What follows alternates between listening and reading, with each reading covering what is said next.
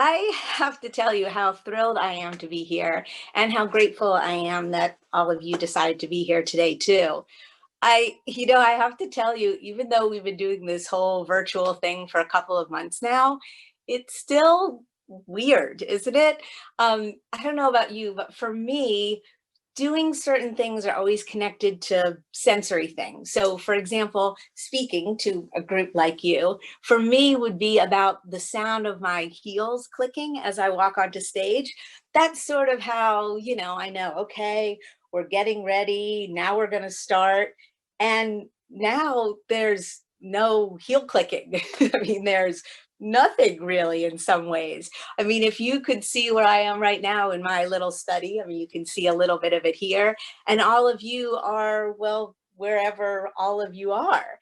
And somehow still, we're all trying to act, what do we call it? Normal. Like we're pretending while we're on screen, our heads don't itch, or our dogs aren't at our feet, or our kids aren't screaming outside the door.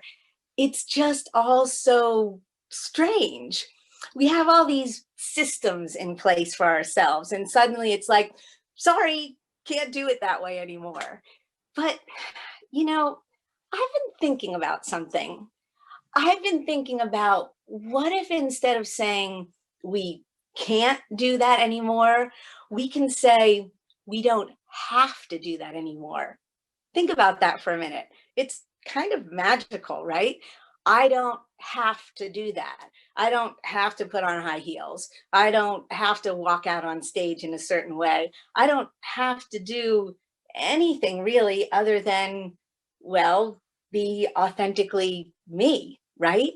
So, in some ways, it's all about perspective and permission.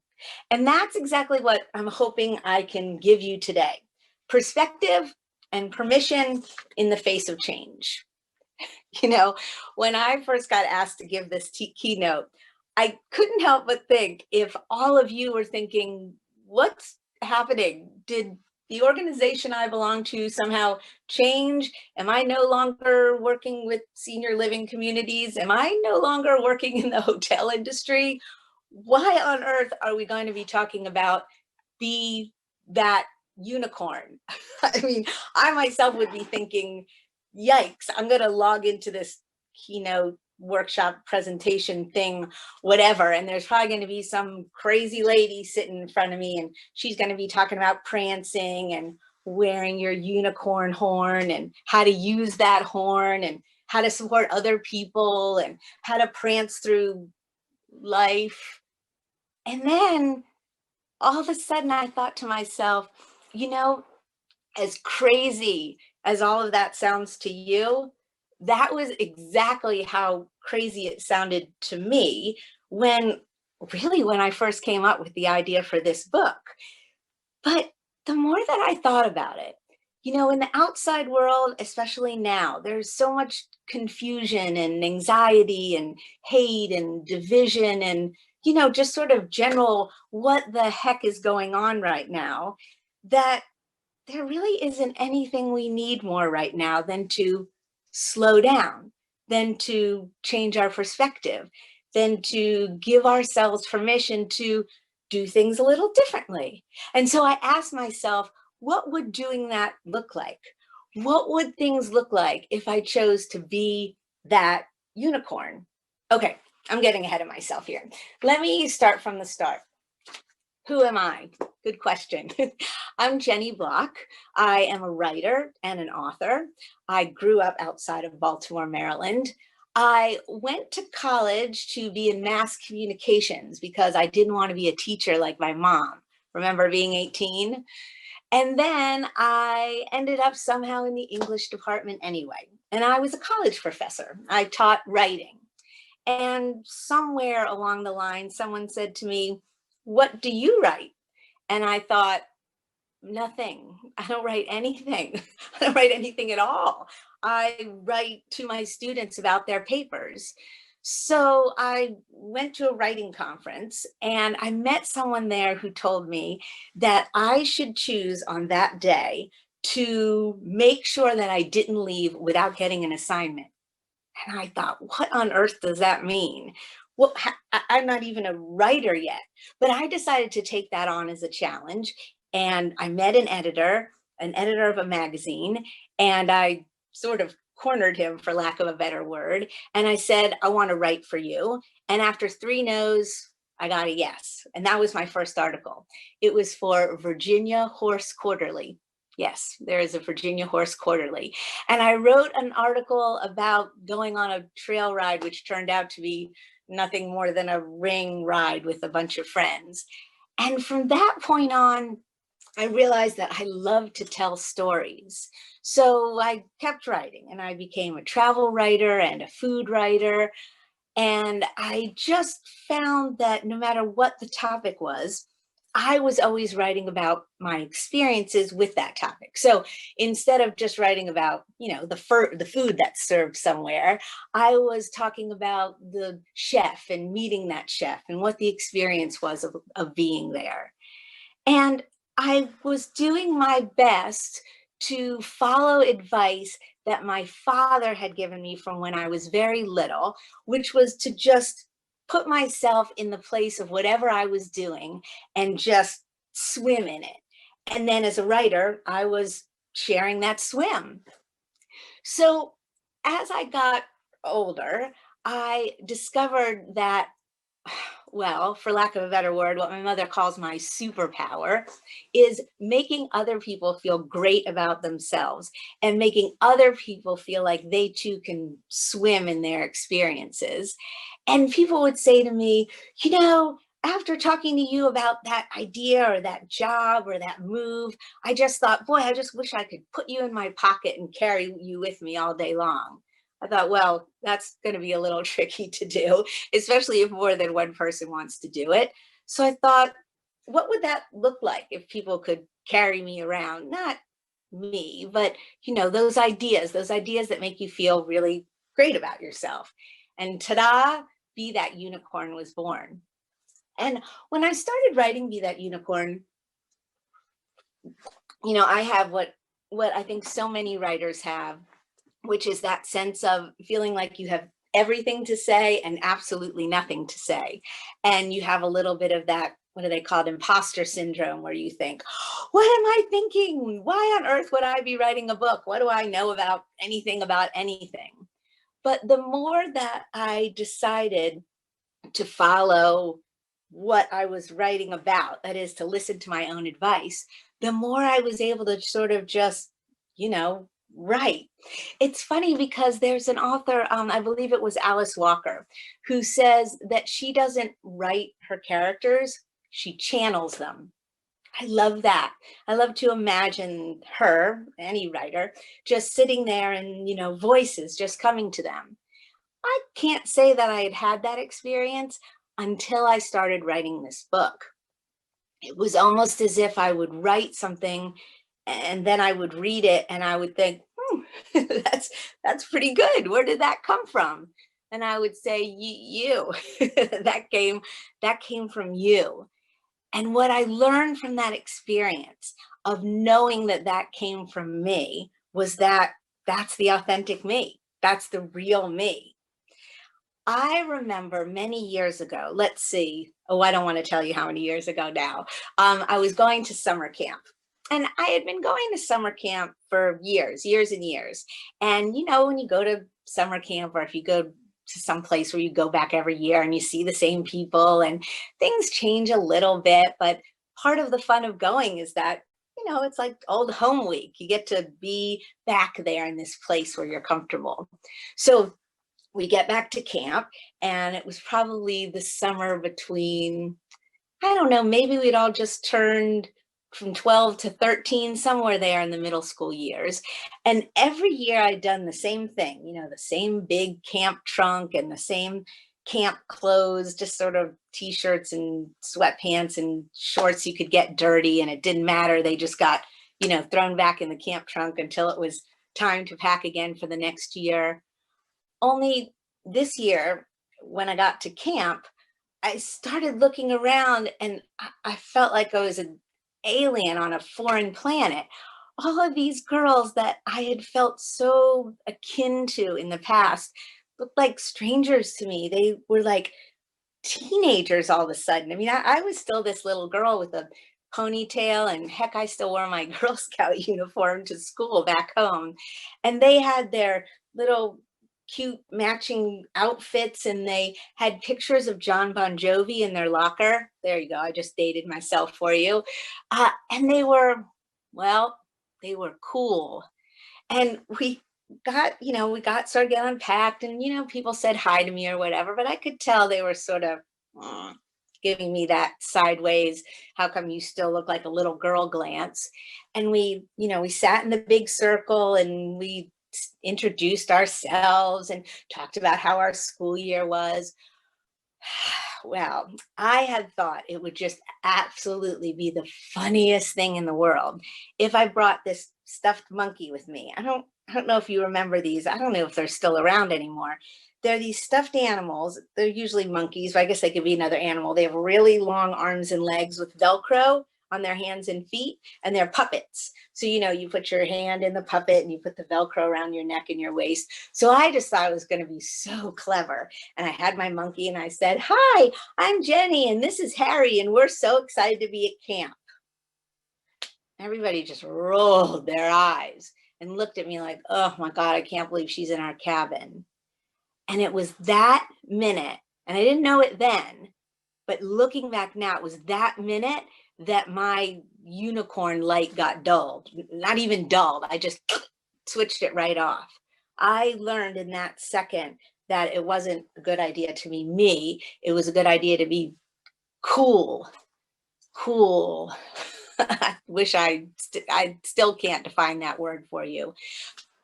But I changed, or I pretended to change. I tried to be cool all summer and borrowed other girls' clothes, and I went back to school and told my parents I couldn't wear that stuff they were buying me anymore, and cut my hair, and I tried to be somebody else. And you know what happened? It failed miserably, because the only thing most of us are worse at being than ourselves is somebody else. And my dad had been telling me all along, just be yourself, just be yourself. People will like you if you're just your happy, friendly, funny self. And so I tried that, and I got laughed out of summer camp. So I tried to be someone else, and that was even worse. And so I went full circle and listened to my dad and went back into my life and was just me. And I just figured, if you like me, great. And if you don't like me, fine. And you know what happened? I felt better than I ever have in my whole life. Now, I know I'm talking to adults. I'm talking to successful adults. I'm talking to adults who are, making their way and have families, and I hope have happy, wonderful, healthy lives. And yet, so many of us still spend so much of our time doing anything other than being our authentic selves. So, being that unicorn is nothing more than shorthand for being yourself. Do you know when you go to a party, or gosh, it doesn't even have to be like a specific event. It could just be like walking into a shopping mall. Remember those days when we went to shopping malls or restaurants or museums or wherever it is we used to go? And there was always that person that you just automatically could tell you liked, that you wanted to talk to. Maybe you could hear their laugh from across the room, or maybe you'd end up in a conversation with them. You might even only share a hi, how are you? But there was something about them. So I sort of went on a quest to figure out what this was. Like, maybe this was what cool was. And maybe if I could figure that out, I could even amplify whatever success I was enjoying on my own already. And I thought maybe it was their clothes, except I liked my clothes. And maybe it was just their style. And no, I have, I like my style. Maybe it was their background. Nah, I've had a, pretty varied background, especially now after being a travel writer. I've eaten the things and jumped off the things and seen the things. And then I thought, you are so silly. How could you not have noticed this? They have what you have, they have themselves. The best example of this for me is Lady Gaga. I always say if I could sing, I would be Lady Gaga. Right, most of us would be. No, some of us would be. The ones of us who would be Lady Gaga would be the ones who, instead of at summer camp, when they decided to be cool, if I had stuck with it anyway, if I had kept Harry snapped around my neck and just walked around, Jenny and Harry, and I bet you, it wouldn't be a fair bet, because I know already that everyone there would have been jealous of me when I actually deep down was jealous of them, because they were working so hard. They were literally studying 17 magazine. Remember 17 magazine? That's gone, isn't it? Yeah, they were literally studying it to be that girl, except it turns out that girl, that guy, that person, that it is the person who's true to themselves. Authenticity is the only secret. So I started thinking about what that might look like beyond my personal life, right? So being that unicorn in my personal life meant going to a party and, meeting lots of people and not making myself look like or be like or act like anyone else, because whatever I am was plenty good. But it was about something one step further than that, because it wasn't only just about me, it was about all these people around me. And I sort of started hearkening back and thinking about what my dad was like when I was a kid. And I remember we used to go to restaurants and my dad, oh, hi, how are you? What can I get you? Oh, hello, Sally, my dad would say, reading the waitress's name tag. We would love a round of iced teas. And then Sally would come back with the iced teas and he would say, you are just terrific at carrying those. I don't think I could carry 4 glasses on a tray like that. And Sally would giggle and smile. And I remember as a kid thinking, can we just get some hamburgers? Like, what are we doing here? Why are we having this big conversation with Sally? And then I would watch her move from table to table and see the difference of how she sort of lit up when she was talking to my dad, how she sort of, I don't know, it was like she shone. It was like all of a sudden she had this sparkle to her because someone was treating her like, go figure, a person. And I guess I didn't realize what a remarkable thing that really was until I started seeing him do it over and over and over again, no matter what the situation, no matter where we were, and what that gave back to people. Going to the ballpark and he would see the person who's, dumping out the trash cans and he'd say, thanks, man, I'll try to drink less beer so you won't have so much work to do. Again, as a teenager, I thought, oh, you're so weird, Dad. But as an adult, or as I grew into an adult, I started to really appreciate what it was that my father was giving to himself, which was sort of the joy of making other people joyful, what he was giving to that person, which was just this sort of moment of, I matter, I exist, I'm here, I'm good enough that whatever this job is, I'm going to be great at it. And that's good enough. That's good enough. That's all I have to do is be great at that. And that message has been going on from my dad since I was brand new, since I was a little kid, since they would take us to these museums, which I used to hate, the Science Museum and the Lighthouse Museum and the history of whatever blah, blah, blah museum. And I would be the surly child or the grumpy teenager sort of schlumping along behind my parents. And my dad would turn to me and say, look, this is what we're doing today. You're going with us, whether you like it or not. So I suggest maybe you sort of give into it. Like, find the one thing you're interested in. See if you can count how many lighthouses are blue. See if you can find how many different dinosaurs have spikes versus don't. See how many things you can find that people had in common in the 1700s that we still do now. And I would think, okay, fine. But I would do it. And usually they had to drag me out of those museums. And I learned that whatever the thing was, I could still be authentic to me and still find joy in this thing that interested my dad or my mom or my sister or whoever I happened to be with. And when I did that, I was able to make a connection that I wouldn't have otherwise had. A connection with the place, a connection with the museum, a connection with the things in the museum, a connection with the people. And that was how I started moving through the world.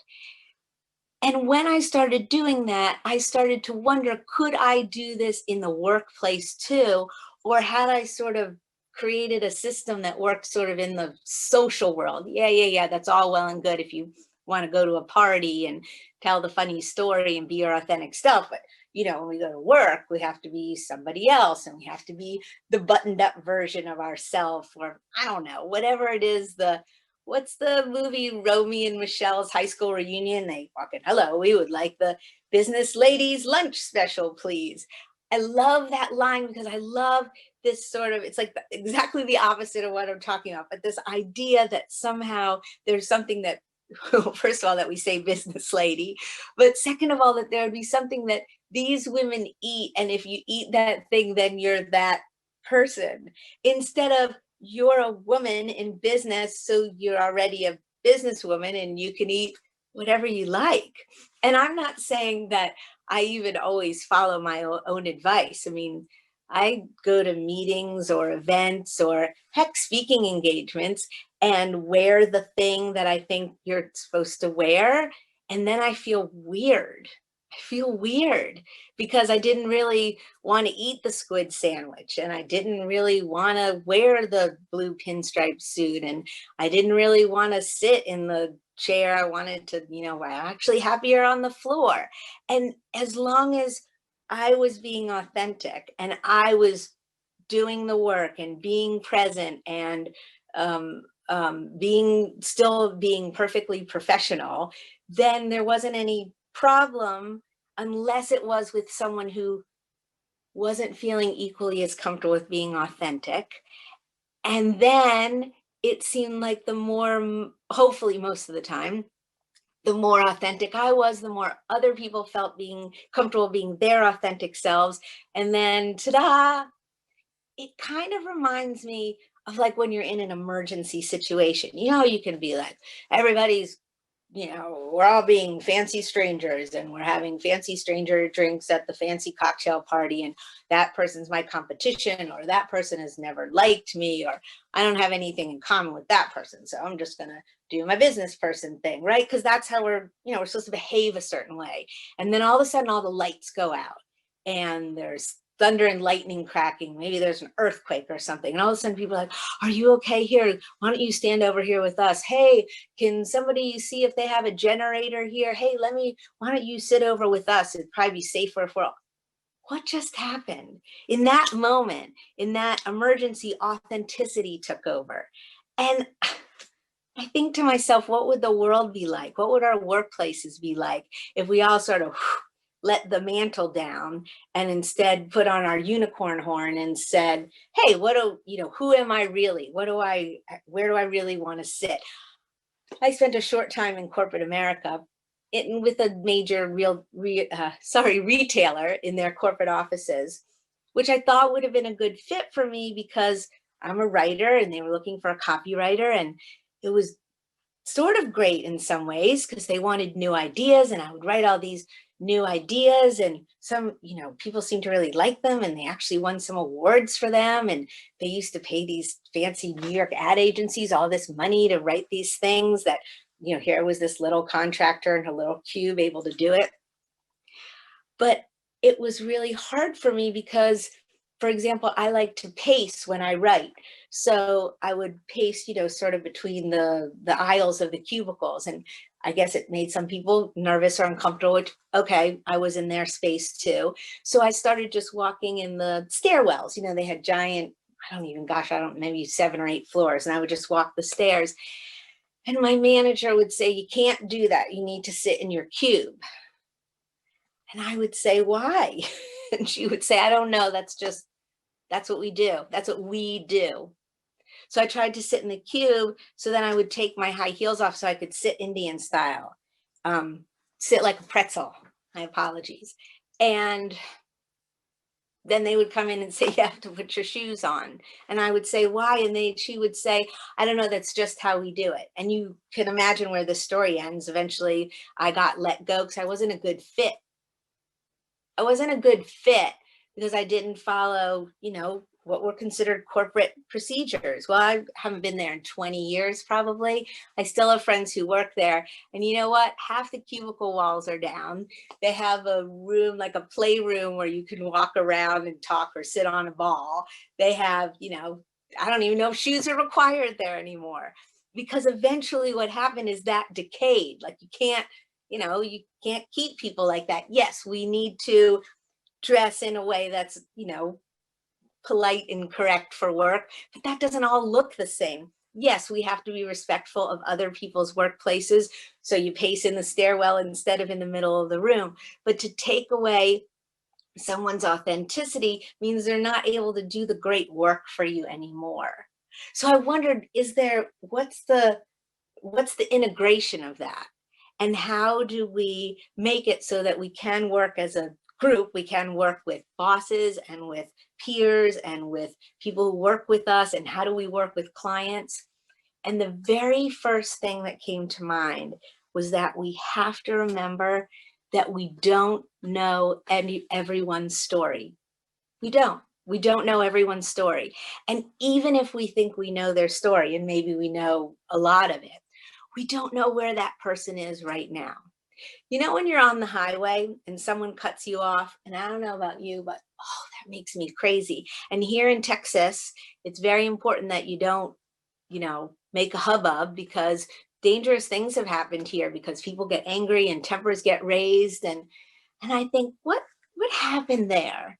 How did that go from that to that? How is it possible that someone cut someone off on the highway and someone made an impolite gesture and someone pulled out a gun and somebody got hurt or died? And I realized that it's because neither of those people were thinking about where that other person is at that moment. So let's think for a minute. I'm not a cutter offer kind of driver, mostly because I'm a overly cautious driver, which means I don't drive. My spouse always does, as people say I drive too slowly, but I'm a very non-confrontational driver. So it's hard for me to put my mind in the position of the cutter offer, but I think about that for a minute. What if I have a job where my boss is always yelling at me?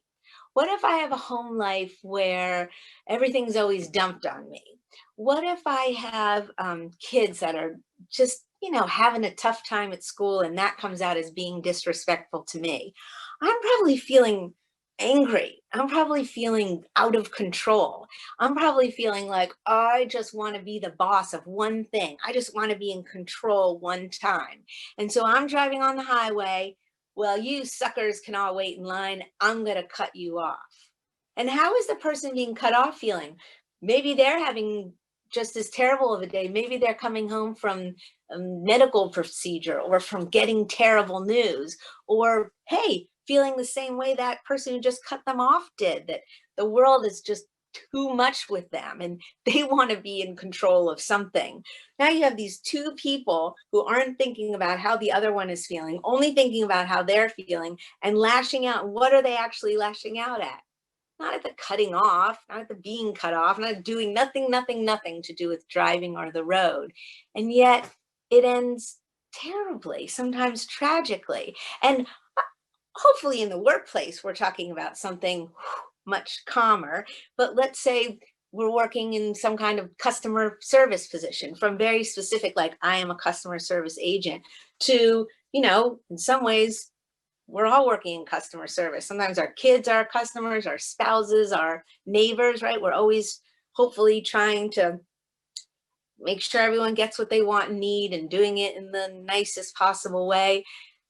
But sometimes people come at us, right? They're so angry about the room or the food that's being served, or how their family member is being treated, or I was in Alaska at Mount Rainier, no, sorry, Mount McKinley, and I asked the manager of the hotel, as I often do, what's the craziest, like, angry customer situation you've ever been in? And he told me that one morning someone called and was angry because they had been at the hotel all week and hadn't seen Mount McKinley because the clouds were covering it. And apparently seeing it is quite limited. I forget what the percentage is of people who ever get to see it, but it's smaller than you might think. And so he demanded that the manager turn on the cloud blowers. And the manager thought for sure the person was like making a joke and was so turning from angry to like funny to diffuse the situation. So the manager sort of like tried to laugh, and the person got angrier and angrier and was so sure the hotel must have a way to blow the clouds away. And the manager wanted to say, what do I look like to you? Like, if I could change the weather, it wouldn't be freezing in Alaska. And instead, the manager said, I wish I had cloud blowers. I wish I could do that for you, sir. I know how far you've traveled. I feel badly for everyone at the hotel now. And I hope that you will look at our list of activities and let me know how I can help you and find something else that will be at least as close to satisfying. And I hope you'll come see us again. And the customer, he said, was a little bit taken aback. I think the customer was ready for the manager to be angry also, and then he was gonna, I hope he knew there really weren't really cloud blowers, but he was gonna be unreasonable, so the manager would be unreasonable, so then he could yell, and then he'd feel better because he got to yell. But instead, the manager took a moment to imagine what that person's story is. How could you be that angry? This might be their once a year vacation. Heck, this might have been the trip of a lifetime that he'd been saving up for forever. He might have been promising the kids that they'd see Mount McKinley. That was the one thing, and they weren't going to have it. So I try to remind myself that one of the biggest tenets of being that unicorn is to try my very best. Wait, what does Yoda say? There is no try, there is only do. I do my very best to put myself in not in that person's shoes, but in that person's sort of aura, and imagine what it must be like to have those feelings and have this situation put on top of it.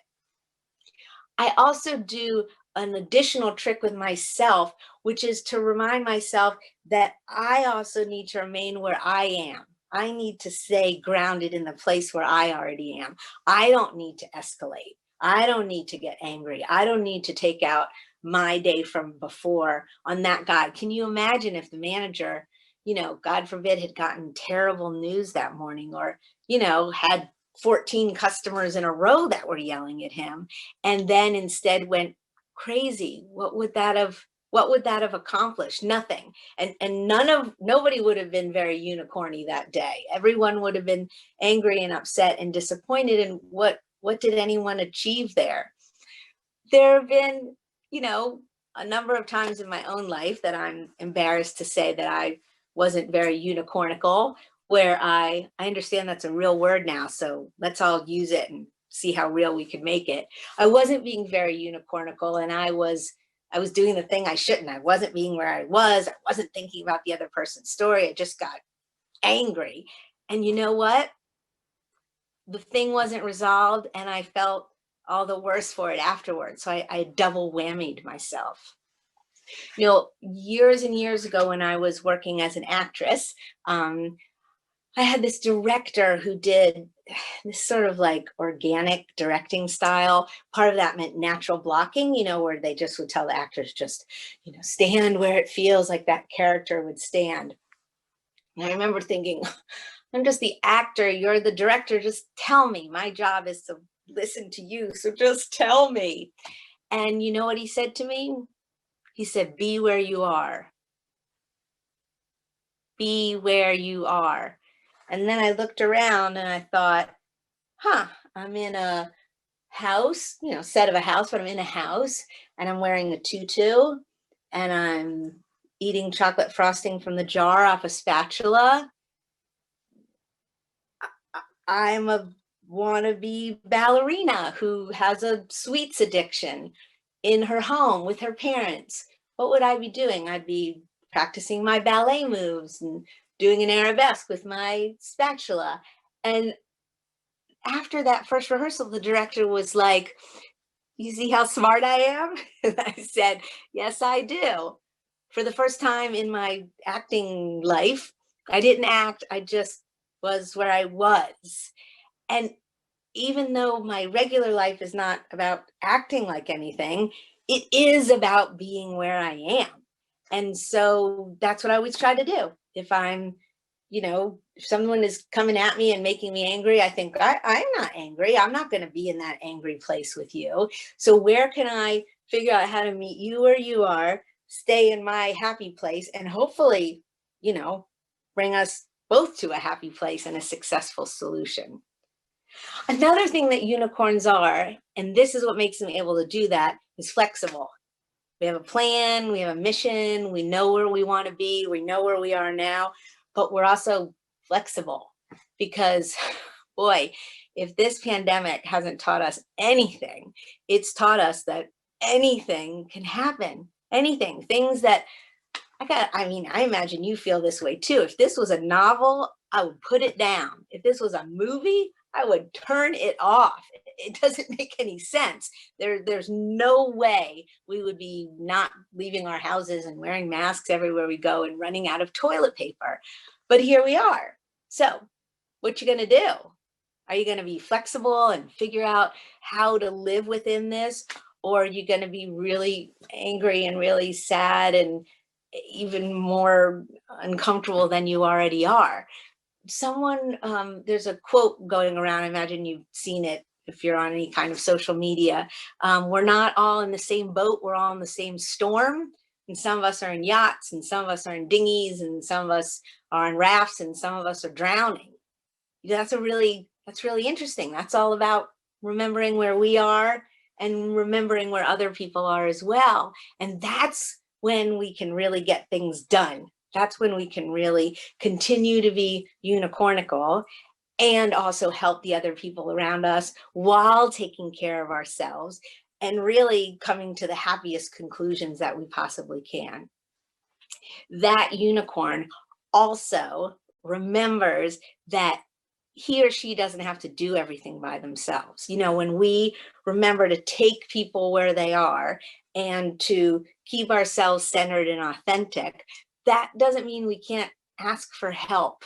I don't know when that happened. I don't know if it was when we were in school and weren't supposed to look at other people's papers, or when we were kids and we weren't supposed to try to trick our kid sister into doing our chores. I didn't do that a lot. But we don't have to do it all ourselves. We can ask for help, and you know what? Most of the time people are really happy to help. Um, Being that unicorn is about being in the moment and being self-aware enough to know how to continue to stay ourselves, how to take care of other people, and how to be ready to go with the flow, whatever that means at the time. Now, if I was you hearing this for the first time, I'd probably be thinking a lot of things. One of them would be, this is, I don't know, really, can I really do all this? And you know what? Even if I really can do all this, do I want to do all this? And even if I can do it and I want to do all of it, isn't it a lot of work? And you know what?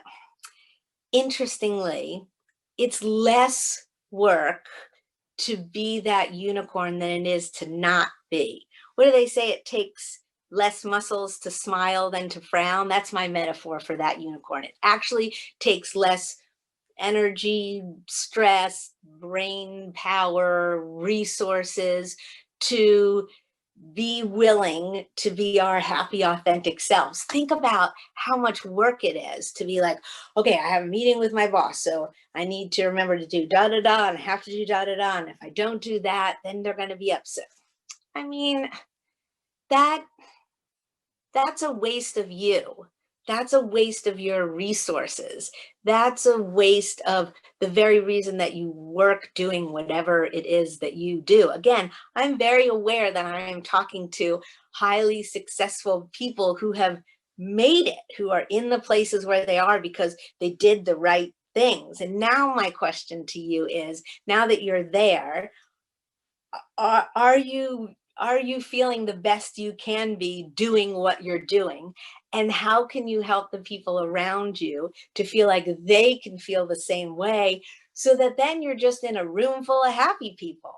You know, when you go somewhere where, I don't know, I mean, vacation, I guess, is the easy example, but just when you're somewhere where everyone is able, I mean, maybe okay, for me, I think it's a conference in some ways. So when I was a college professor, I would go to teaching writing, I would go to these big academic conferences. And I always felt sort of, well, summer camp, pre-embarrassing summer, a little bit summer campy when I was there, because we were all the same in some ways, right? Like we weren't dressing anyone because we wanted to talk at certain, because we talked like professors and we all, like, you know what I mean? There was this like commonality. And then it'd be like you had to come back to real life and people were like, oh, you're a college professor, guess I better watch what I say. Or, oh, should I put on my blazer with the corduroy? You know, people seemed like they had to like sort of tease or make fun of what my authentic self was because they're not comfortable with their authentic self. And I say hooey on all of that. I would like to do my best to put my best horn forward and to move through the world in a way where I'm going to assume that you're doing your best. I hope you're going to assume that I'm doing my best. I'm going to figure that you're being true to yourself. I'm certainly doing everything I can to be true to myself. And then when you put us together, you have two people who are able to come together and get things done and leave with a sense that nobody lost. There's something sort of overly competitive about the world we live in. And I get it. I get it. In order to make money and be successful and move up, we have to compete in some ways, right? There are different hospitality chains. There are different places where people can live when they, as they get older. If you want people there, you have to be better than that guy. But we can all be competing in the same arena, in the same level, and be kind to the people that we're competing with, and not have to be the sinister bad guy from James Bond. The reason that's interesting to watch and funny is because it's the extreme of what we're doing to ourselves. And if I had my magic unicorn wand, it would be to make us not behave that way anymore. So when I started today, I promised you that I would give you two things: perspective and permission. So perspective. I'm asking you now, when you look out at work, at your family, heck, just at the pandemic world and everything that's going on, to choose to prance instead of flop. To hold yourself up, to sally forth, to say, boy, this is the worst, isn't it? Let's just do it anyway, instead of just plopping down. It's kind of, me in the museum with my family. I can prance through the museum and say, ooh, look at all the cool old stuff. Or I can plop and say, this is the dumbest day of my life. And I can guarantee that you will feel better on the prancing days. I am going to recommend that you remember that living horn up, living authentically, is actually easier than living horn down. Even though the first day it might be like, I don't want to be nice. I don't want to put in that extra effort. I don't want to meet the customer where they are. They're being ridiculous, and I want to tell them they're being ridiculous. But again, I can guarantee that at the end of the day, if you choose horn up, you'll be all the happier for it. Your customer will be all the happier for it. And then in the end, you'll actually be more successful, work, home, play, whatever. I'm also going to suggest that you not let anyone else take away your shine. The girls at summer camp took away my shine, but they could only do it because I let them. Now, I was a little girl, it was easy to steal my shine at that point. Lady Gaga never let anybody steal her shine. They created a group at her university of We Hate Her. That was the whole group, was just to hate on her. And she was like, eh. Now, I know at night, because I watched her documentary, that she cried and it hurt her and it was terrible. But out in the world, she put her horn up and said, you're not allowed to take away my shine. The only one who can do that is me, and I'm not going to allow that to happen. And the last thing I'm going to ask you to do is to share that shine. Things are hard right now. They're hard. Even for those of us who are having an easier time, they're still hard. And the one thing that we can do for people is to put our shine out there, because most of the time people reflect back to us what they see. So if we are kind and friendly and polite to the wait service person, or to the person at the counter, or to the employee who has been less than perfect lately, you will be very surprised at what you get back in return. At least I have been. And I really believe at the end of the day, you'll think, wow, I just turned the glitter on, and wow, I just got showered with glitter right back. So the other thing I promised to give you was permission. You don't need my permission. I know that. You're a grown up, you're a successful adult, you are already making your way in the world. You don't need my permission at all. Except most of us are waiting for someone to tell us that it's okay to really be ourselves, that somewhere inside of us, we're still that 12-year-old who doesn't have anywhere to sit in the cafeteria. And I'm here to tell you that everyone in the cafeteria actually wants to sit with you.